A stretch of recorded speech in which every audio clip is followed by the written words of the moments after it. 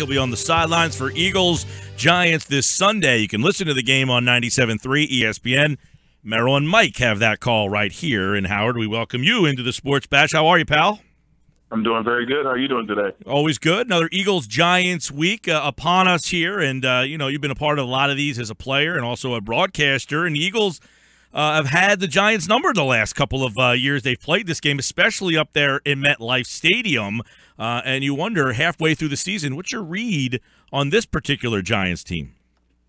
It's a mixed bag. They've done some things really, really great. The defense has come up and made some incredible plays. And then sometimes it seems like they just can't get enough pressure on the quarterback. So it's a little bit, like I said again, a mixed bag on that end. From an offensive standpoint, you would think they would be scoring 28 points a game, but they go weeks where they can't run the ball, and they'll go another week where they can't complete a pass, and then all of a sudden they'll explode. So I have no idea. Hopefully they got the kinks worked out and they're ready to go for this week. What do you attribute that to, the offense? Because last year, defense was a big problem. A lot of games, high-scoring losses. This year, it seems the defense, while not great, has, helped out, but the offense has been a big issue. Is that surprising to you and the Giant coaches?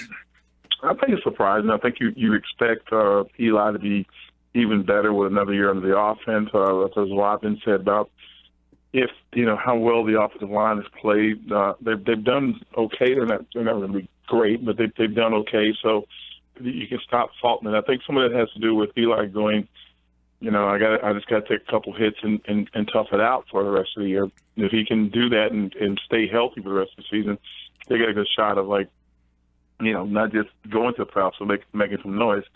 The thing is, he's got to decide when he's ready to start taking a couple shots and going after it. Howard Cross, Giants Radio Network. He'll be on the sidelines for Eagles-Giants. Last year, the interior of the Giant line, all sorts of problems with Fletcher Cox. The line, again, a problem. Is that a spot that would be a big concern if you're on this Giants team handling Brandon Graham, Fletcher Cox, and that Eagles defensive front? No, it seems like they're okay because they throw the ball so much. If they're trying to run the ball, that's when they have problems. I think that if you notice, people are talking about, I've heard everything from all the tight ends aren't blocking. I'm like, well, they never get a chance to block if the pressure's coming up the middle. So I think if they can figure out a way to create like a run game out of those short passes, those outside the passes, those little slants, when the guy's playing way off on Odell, to give him the ball quickly, if they're playing off of Cruz, give him the ball quickly. Those kind of things kind of change the game around. And once stuff like that starts happening, the interior guys, even though they can bring it the entire game, they have to start preparing to run sideline to sideline and try to get into those tackles. Eagles offense has been struggling. I mean, they have really struggled the last couple of weeks. They can't get the ball down the field. The running game hasn't really got going. Giants defense, Howard, what do you see from this Giants defense? Where are they better than they were a year ago? In that secondary, it seemed like they had big problems. Have they shored that up enough for you? Yeah, the secondary is not the problem. I mean, they've done a good job. Where they have to get better is being more consistent, getting to the quarterback. You don't have to sack him every game, but you need to hit him a lot, and you need to take him off his spot, make him have to move around. If you can start doing that on a consistent basis, and everything else, looks very simple. These guys have, toed the bell for the team for a while. They're making enough plays to keep the Giants in almost every game, and even in some cases win the game. As watching Landon Collins play against the Rams a week or so ago. That's the kind of play you need to change things around. These guys are rallying to the ball, so that's the rallying cry for the defense. Howard, you mentioned the lack of run game. Jennings, Darkwa, Rainey, Perkins. The Eagles are in a similar situation with Matthews and Sproles and Wendell Smallwood and Kenyon Barner. I think the Eagles and Giants are one of very few teams that carry 4 running backs. Who do you think needs to touch the ball more in that backfield? It's not in either case, it's not that who needs to touch the ball more.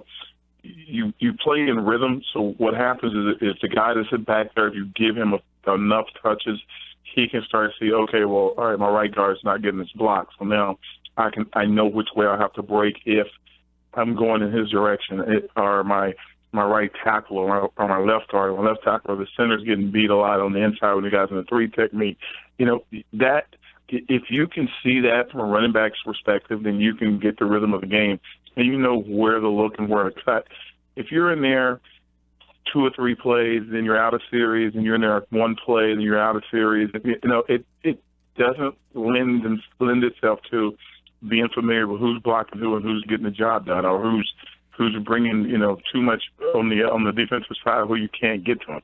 You have to be in there. You have to be able to quote unquote run plays, look at your line to get that rhythm. And in both cases, in both teams, neither coach is willing to stick with the run long enough or give that one guy enough attempts to let him build that rhythm he needs. Howard Cross with us, Giants Radio Network, Giants Eagles this weekend. Howard, I want to get your opinion. The NFL, the ratings has been an issue. You got a lot of off-the-field stuff. Yesterday in Philly, Josh Huff arrested, DUI, marijuana, gun, speeding, you name it. He got caught for it. But Doug Peterson said today he's going to play. Do you agree with that decision by Doug and the Eagles to allow him to play, or do you think it's time for even these type of things before that something needs to be done? What do you say about a lot of these off the field things that continue? This is the third one for the Eagles, by the way. Well, first let's do this. As broadcasters and prognosticators, we tend to be a little more righteous than we need to be. I don't give anybody a bye. If you do something wrong, you did something wrong. But life has changed a lot. And this instant news cycle, the Twitter, the Instagram, we're all fighting to have a more sensational view or more sensational take of what's going on. And we've allowed activists to be a part of the thing that we love so much. Here's what I think about it. I think that if you do something wrong, coach sits you down because, hey, look, that's just the right thing to do. In this case, coach may meet him, but they may have a guilty until proven innocent, blah, blah, blah, whatever the rule is.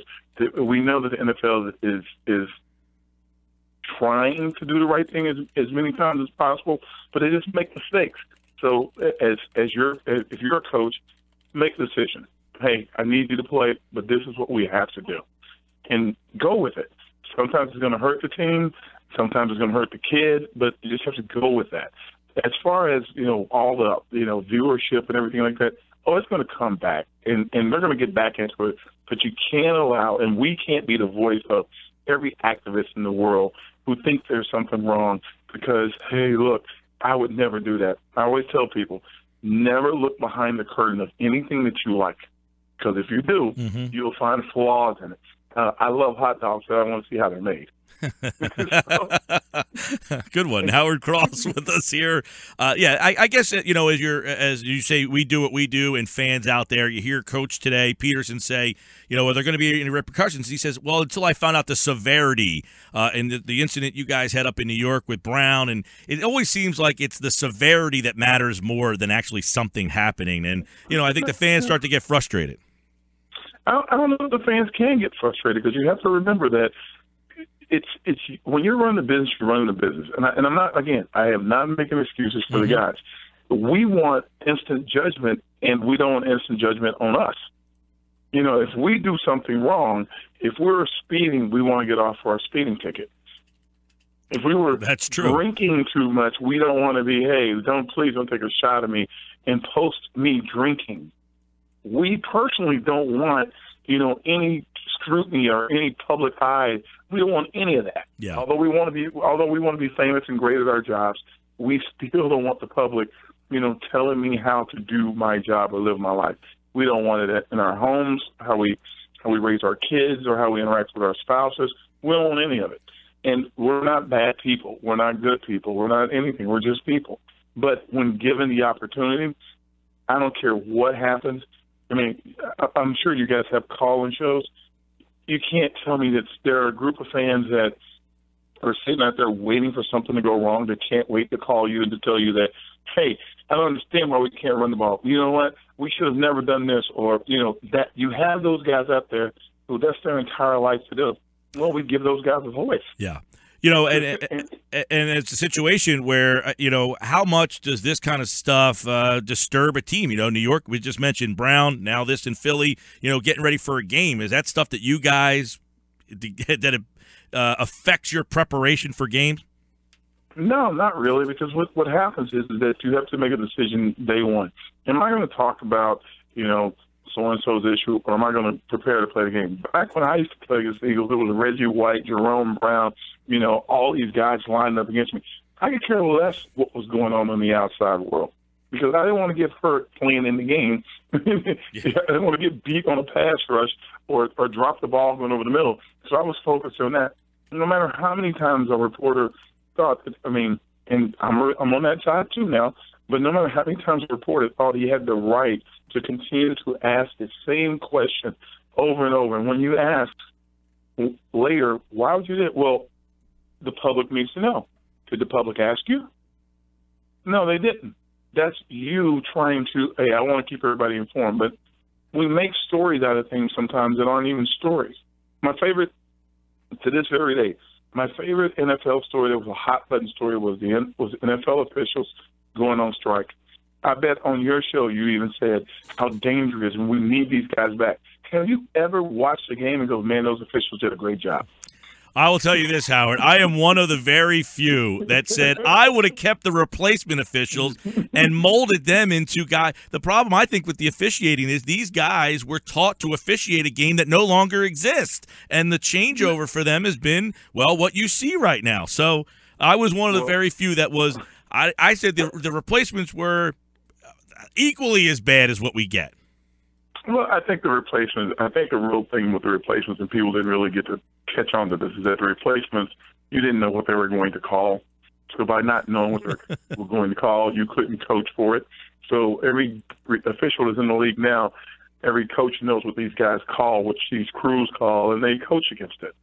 So you have new guys, you don't know what to coach against. Well, and I'll tell you, that's a big factor, it seems, week to week, where we say we don't want to blame the officials, but guess what? They are rearing their head too often that you almost have to account for them. 23 penalties on the Raiders. They won the game. I read something this week, Howard, that this Sunday there was over 100 accepted penalties for over 1,000 yards. That's a tough thing to read as a guy who wants to watch a game on a Sunday. That means they are becoming a factor in a game, right? Well, let's put it like this: are you the same guy who said we need to make the game safer? Are you the same guy? Well, I don't know that any fans really cared about that, right? Sadly, right? But cynically, sadly, but that's what everyone wanted. They wanted a safer game, and they wanted just more points. We need to score more points. So when you start to ask for things that kind of go outside or alter the actual flow of what's actually happening in the game, you have to penalize to make sure that's happening. Howard Cross, I want to ask you this before there's a lot of good stuff here, by the way. I want to ask you this. You guys are coming off the bye up there in New York. Eagles with the loss. They've played, Dallas last week, Washington. This is the third division road game for them. Up there, does it have a feeling of must? Doug had said today, if this is kind of a must-win. He kind of admitted that. Do you have the same feeling up there around New York? Yeah, it's not because it's a must-win. It's because the way the divisions are set up now. We have to all try to keep pace with the Cowboys. Even though the Giants beat the Cowboys in the first game of the season, everyone now is trying to keep pace with the Cowboys. Think about it. If the Cowboys are the best team in the NFC, in theory, that's where they are right now. Who's second? So once you start to filter out the four divisions of who's going to be there, then you got to decide in your mind, okay, am I going to be in spot for that playoff, that wild card team? So this is the time of year when you start to jockey for all these spots. And yes, must win is not must win because we have to have this win or it's going to change the flow of things. It's must win because got to keep pace. We got to keep pace. We got to keep pace. Good stuff. Howard Cross, Giants Radio Network. He'll be on the sidelines for Giants Eagles and that game right here on 97.3 ESPN. Howard, good catching up, pal. Hey, thanks a lot. Have a great